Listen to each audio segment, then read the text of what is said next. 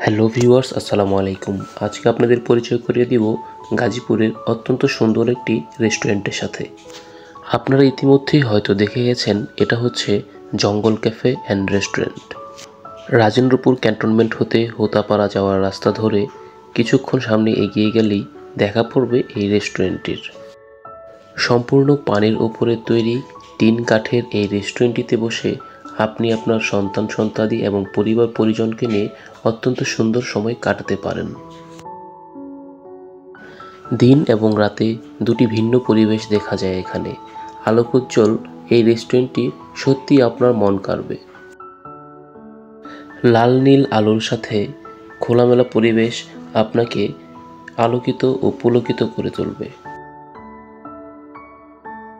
খোলামেলা জায়গার পাশাপাশি কাঠের তৈরি এই কটেজগুলোতে বসেও খেতে পারবেন আপনার পছন্দের ডিশটি। সবাই আসুন, খান এবং উপভোগ করুন সুন্দর এই পরিবেশটি। আজকে এই পর্যন্তই। দেখা হবে নতুন কোনো জায়গায়, নতুন কোনো ভিডিওতে। ধন্যবাদ।